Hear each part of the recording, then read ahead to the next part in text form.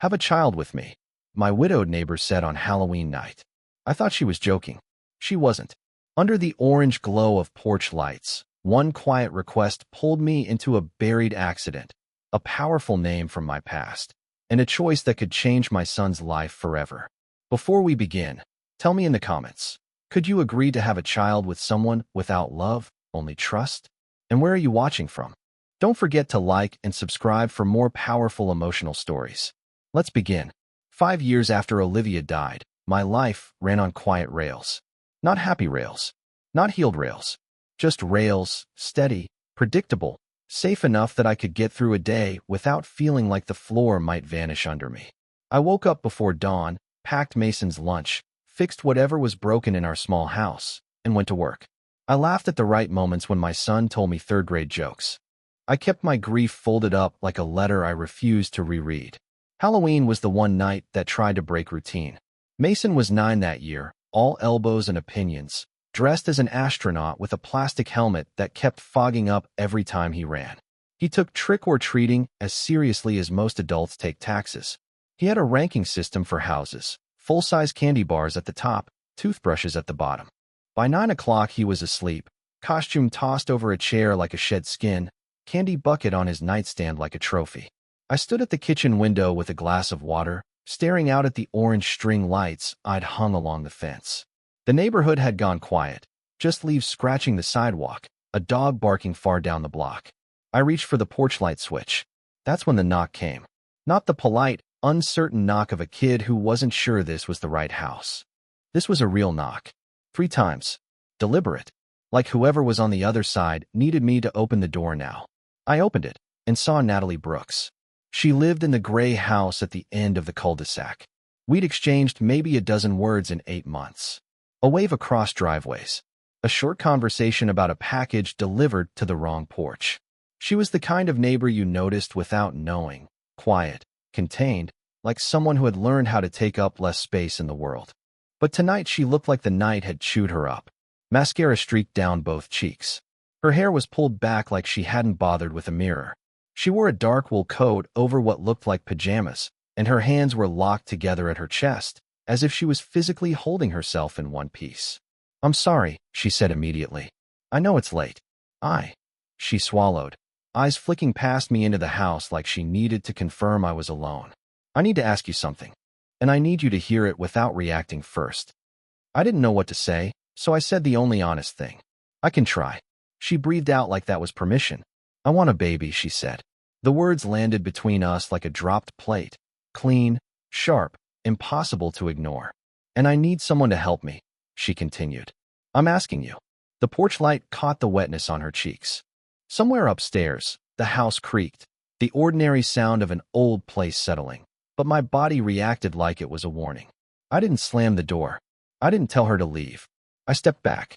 "You'd better come in." At my kitchen table, Natalie wrapped both hands around the mug of tea I'd made without asking what she wanted. Some people need something warm to hold before they can say the thing that's burning them. For a moment, neither of us spoke. The refrigerator hummed. A car passed somewhere with music too loud. A normal world kept moving while mine tilted. Then Natalie said, quietly, 7 years ago, it was Halloween. I watched her eyes fix on some point above my shoulder, like she was looking through time. My husband, Michael, and my daughter, Emma. She was 4. We were driving home from a party. Her fingers tightened around the mug. A truck ran a red light. Michael died at the scene. Emma died in the hospital 3 days later. I didn't say I'm sorry. After Olivia, I'd learned that those words were a pebble thrown at an ocean. So I just sat there and let her tell the truth. I got very good at functioning, she said. Therapy, work, moving twice, building a life that looked fine from the outside. She stared into the tea like it might answer her. I tried IVF 2 years ago. 3 rounds. None of them worked. She lifted her gaze to me, and there was something steady in it. Pain, yes, but also a kind of precision. I'm not asking you for a relationship, she said. I'm not asking you to love me. I'm asking if you'd be willing to be the biological father of a child I would raise. With legal clarity. Boundaries. No romance expected. My throat went dry. Outside, a late group of trick-or-treaters laughed as they passed, their voices fading into the dark like a memory you can't hold on to. I cleared my throat. Why me? Natalie hesitated, just long enough for me to see fear flicker. Then she said, because I've watched you. From my kitchen window. You're a good father, Ryan. You show up. Even when you're tired. Even when it's just ordinary, invisible care. I felt something in my chest shift, part discomfort, part something else. Being seen like that was not a compliment. It was exposure. My wife, I said before I could stop myself. Olivia. Ovarian cancer. She was 33. Mason was 4. Natalie nodded once, like she'd been carrying that guess around already. We sat in silence again, and that silence wasn't empty. It was full of all the ways grief shapes people into quieter versions of themselves. Then she reached into her coat pocket and pulled out a folded envelope. I brought this, she said. I wasn't planning to. She stopped, exhaled. I'm sorry. I'm nervous. The envelope was worn at the edges like it had been opened too many times. Across the front was a printed label and a date stamped in faded ink, 7 years ago. I caught a glimpse of a report header before she tucked it back. Is that the accident? I asked. Natalie's mouth tightened. Yes, she said. And Ryan. There's something about it I never told anyone on this street. My stomach sank. What? Her eyes flicked to the dark window over my sink. For a second I thought she'd seen someone outside. Then she whispered, the truck that ran the light wasn't just a truck. It was a company vehicle. And someone has been calling me again. This week. From a blocked number. A chill went through me that had nothing to do with October air. Calling you why? Natalie swallowed. To tell me to stop digging. I stared at her. Digging into what? She looked at me like she was deciding whether to hand me a live wire. Then she said, into why the police report doesn't match what I remember seeing. I didn't move. I couldn't. My mind tried to shove the conversation back into the category of normal neighbor drama, but it wouldn't fit. Natalie lowered her voice even more. And the reason I'm here, asking you, is because I'm running out of time. Not just biologically. She nodded at the envelope. If I bring a child into my life, I need to know I'm not doing it while someone is still trying to erase what happened. I stared at the table, at the thin ring of tea she'd left on the wood. Then, without meaning to, my eyes caught the corner of the report again, just a sliver of text. A name. Not Michael. Not Emma. A doctor's name listed under emergency intake. Dr. Andrew Keller.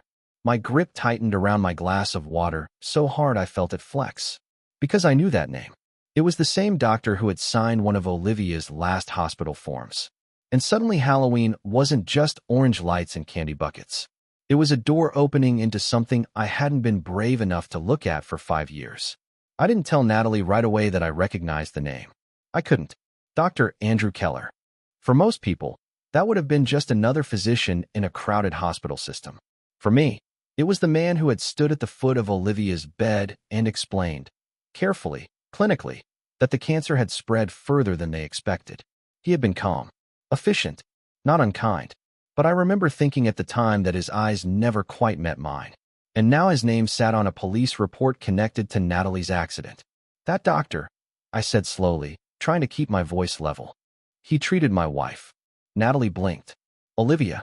I nodded. For a moment we just stared at each other across the kitchen table, the air between us tightening like a wire being pulled. That's strange, she said quietly. This accident happened downtown. Why would an oncology specialist be listed under emergency intake? I didn't have an answer, but something old and uncomfortable stirred in my chest.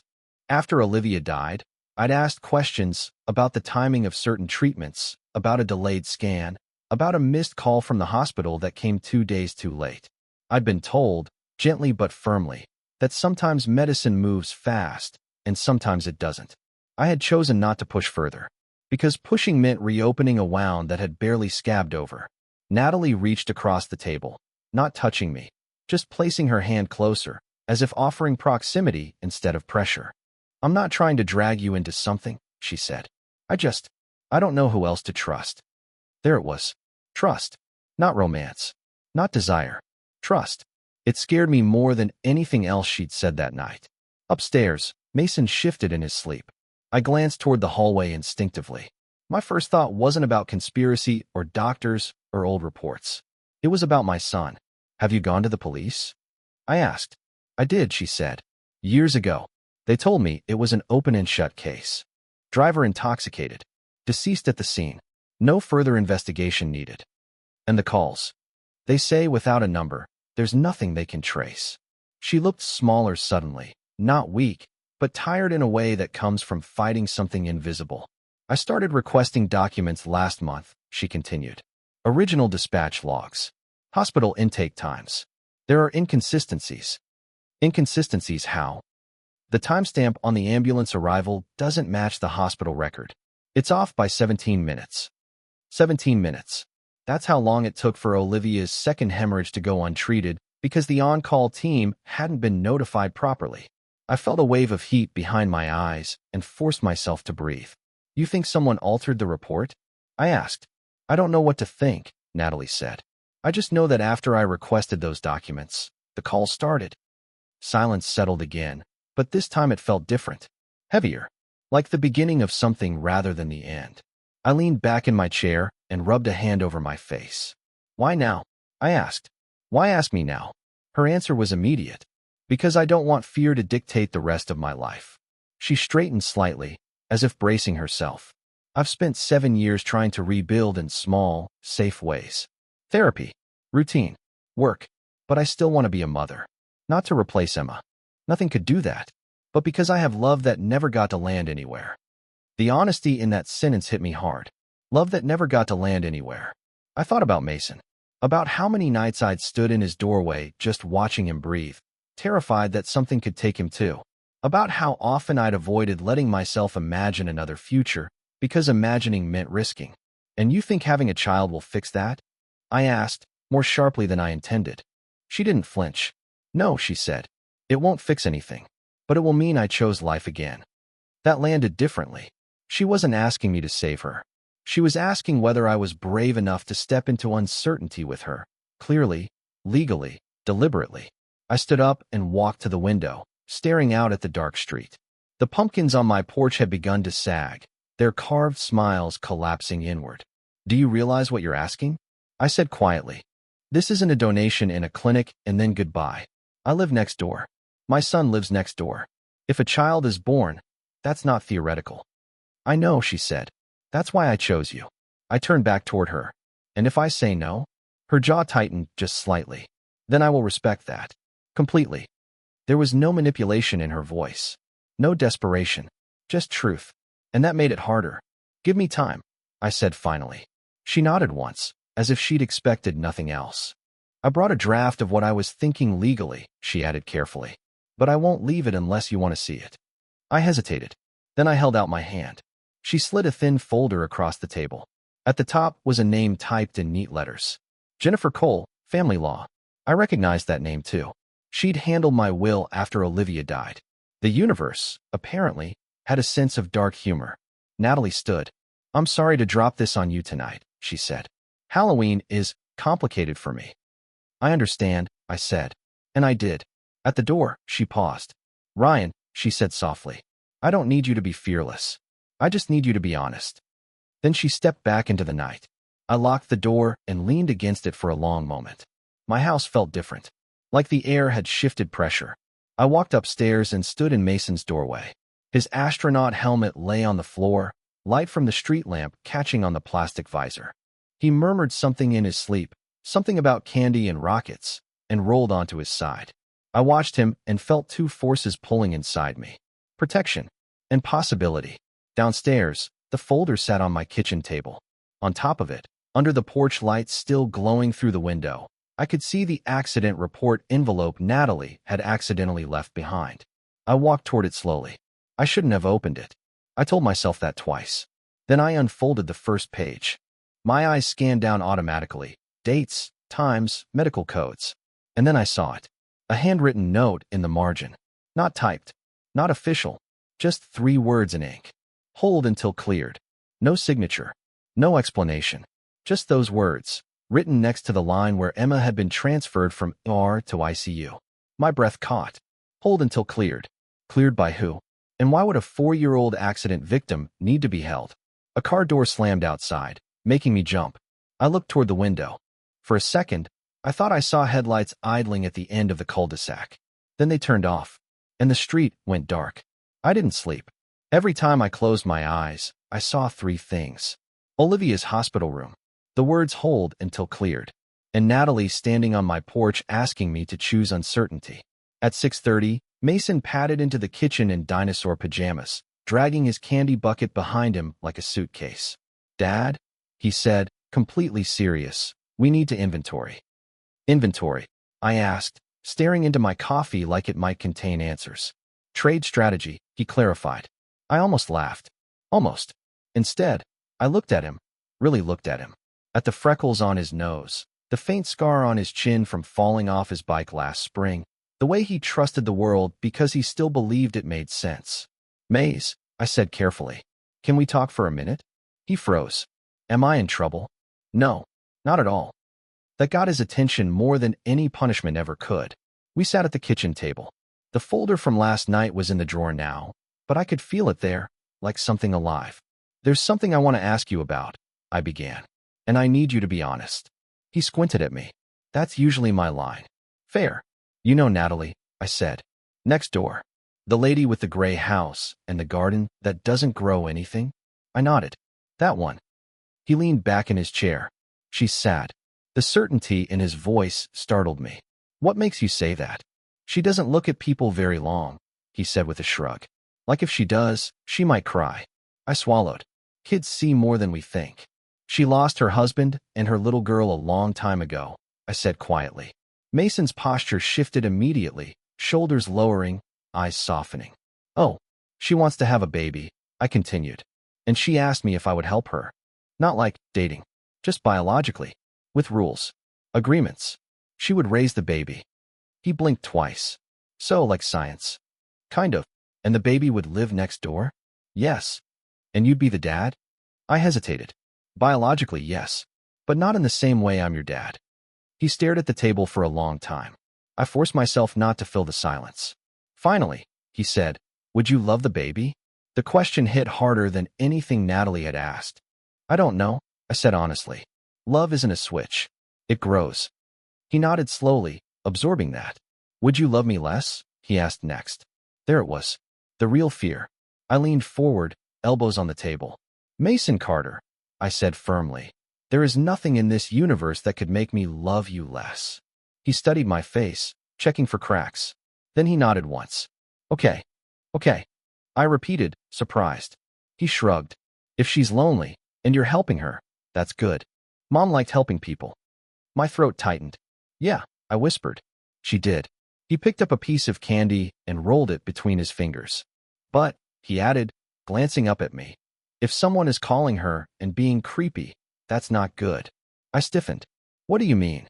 "I heard you on the porch last night," he said. "Not words, just your voice." "Kids, I won't let anything happen to you," he said matter-of-factly, like he was the parent. I let out a breath that was almost a laugh. "I appreciate that." After he left for school, I pulled the accident report back out. "Hold until cleared." The phrase gnawed at me. I called the hospital. Not as a grieving husband this time. As a former patient contact asking about archived intake protocols. I kept my voice neutral, professional. After 3 transfers, I reached someone in medical records. "Yes, Dr. Keller was on rotation that week," the woman confirmed. "He occasionally covered emergency consults." "Would it be standard for a patient to be held before ICU transfer?" I asked. A pause. "Held how?" "There's a handwritten note on a report I'm reviewing. It says hold until cleared." Silence. Then, "That's not standard phrasing." "Cleared by whom?"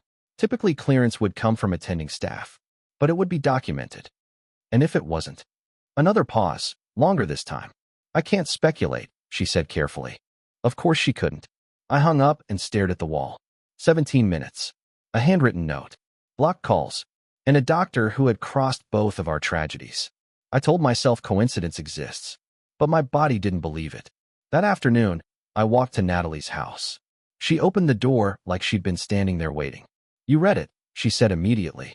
"Yes." Her eyes searched mine. "And there's a note. On Emma's intake." Her face went pale. "You saw it?" "Yes." She stepped back and let me in. Her living room was sparse but clean. One framed photo sat on the mantel. Michael holding a little girl with wild curls, both of them mid-laugh. "Emma, I've asked 3 different people about that note," Natalie said. "No one will answer directly." I called medical records this morning, I admitted. She looked up sharply. And it's not standard language. We stood there in the quiet, two people bound by something neither of us had chosen. What if, she said slowly, the accident wasn't just an accident? The thought had crossed my mind at 3 in the morning. Hearing it out loud made it real. That's a big claim, I said carefully.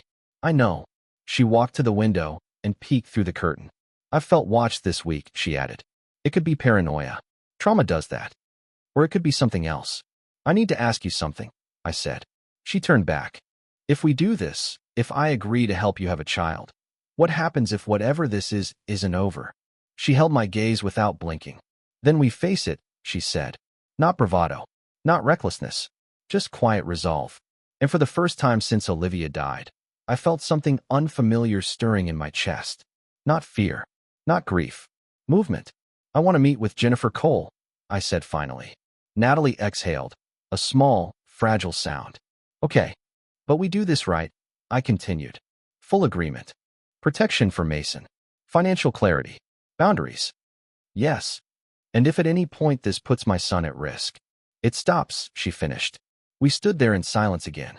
Then she said, almost shyly, Ryan, thank you. For not laughing. For not slamming the door. I shook my head.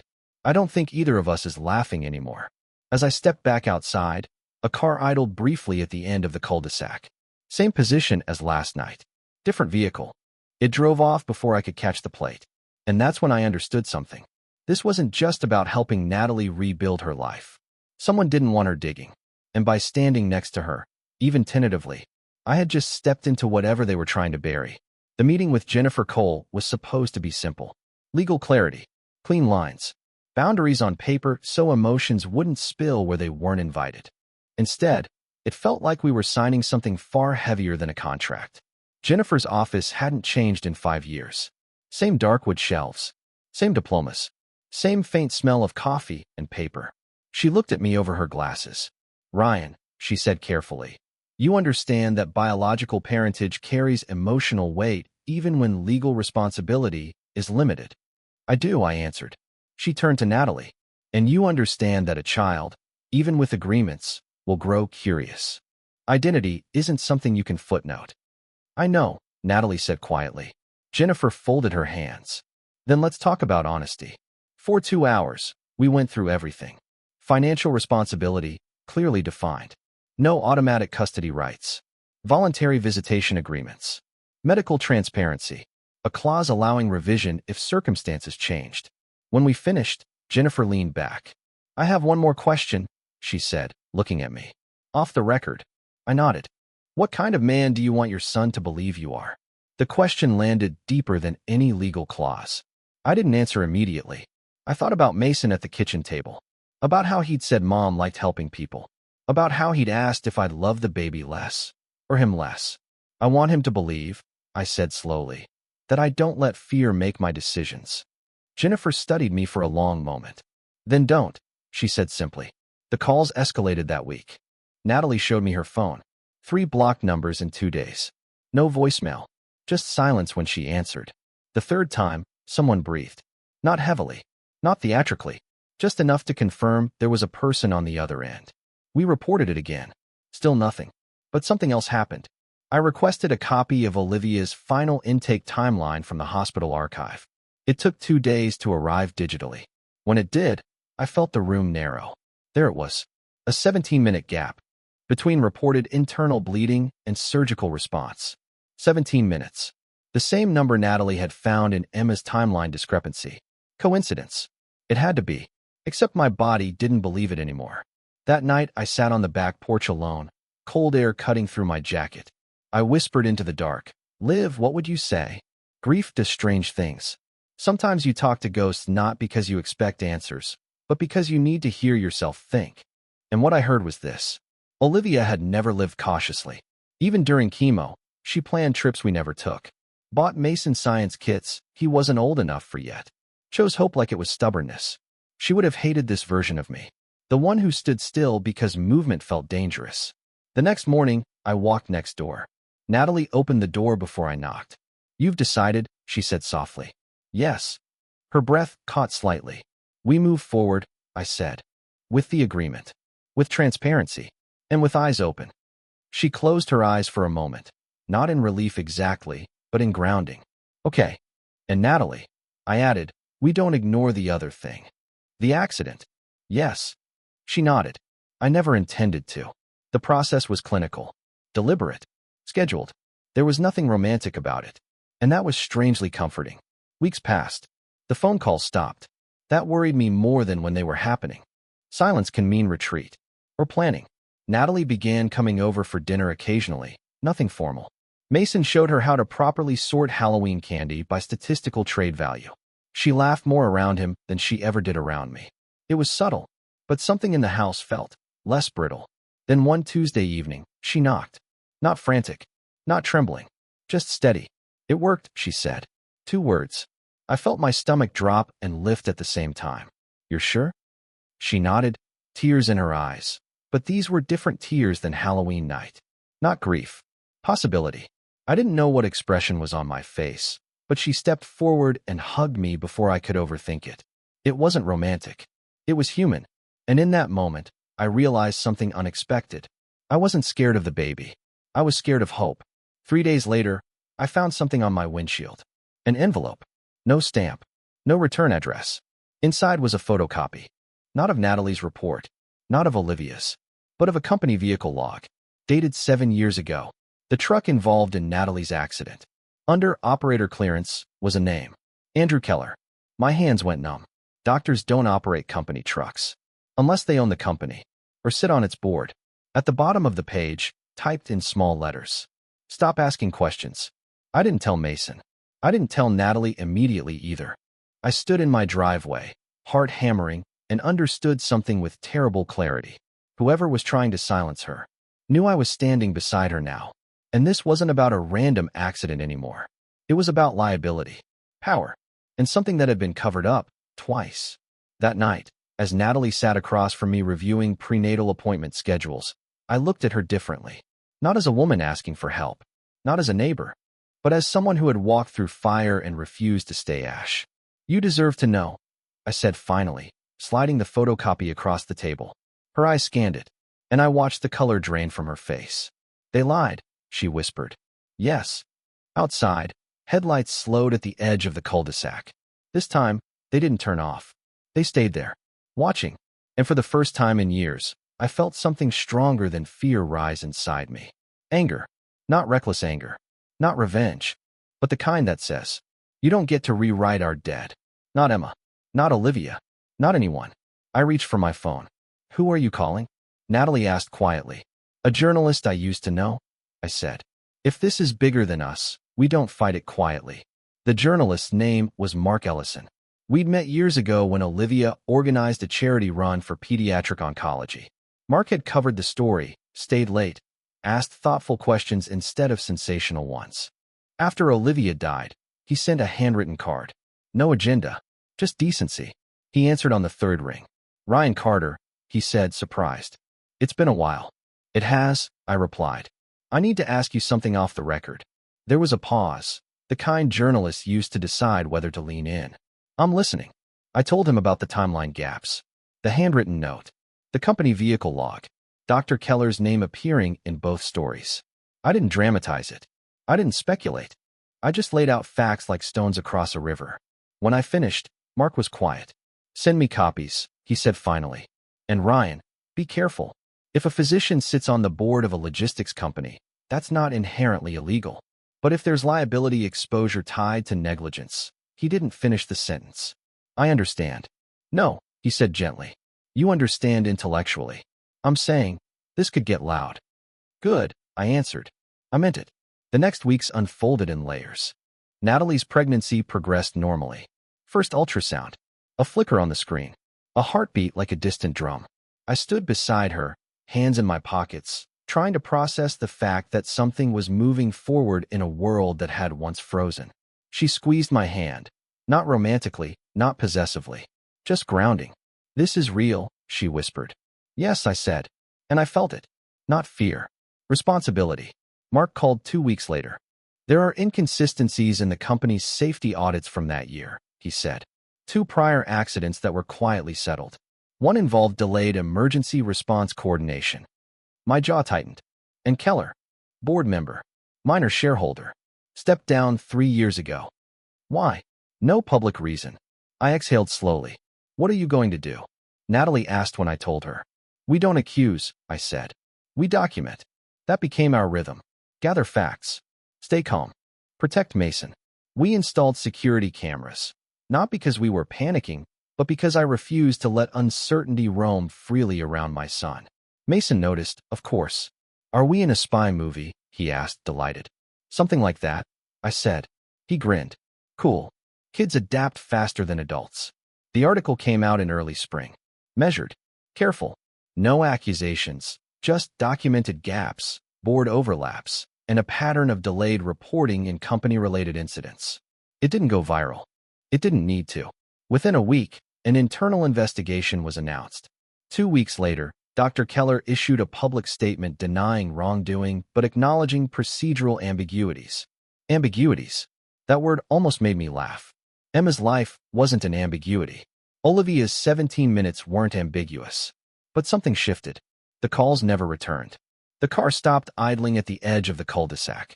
Silence returned, but this time it felt different. Not threatening. Released. Natalie gave birth on a warm August morning. I was in the waiting room, not the delivery room. That had been part of the agreement. Boundaries matter, especially when emotions are new and fragile. When the nurse came out and said, "She's healthy," I didn't realize I'd been holding my breath. Natalie named her Ava. When I held her for the first time, she opened one eye briefly, as if assessing whether I was worth the trouble. "Hey," I whispered. "You're going to complicate things." She yawned. Mason met her 2 days later. "That's my half-sister," he told anyone who would listen, like he'd won something rare. "Technically," I corrected gently. He rolled his eyes. "Dad, it's fine." And maybe it was. A year passed. Life didn't become perfect. Natalie and I didn't suddenly transform into a traditional family. We remained what we'd agreed to be, co-architects of something unconventional. But dinners blurred into shared routines. Pediatric appointments, school projects, lawn mowing, ordinary things that quietly stitch people together.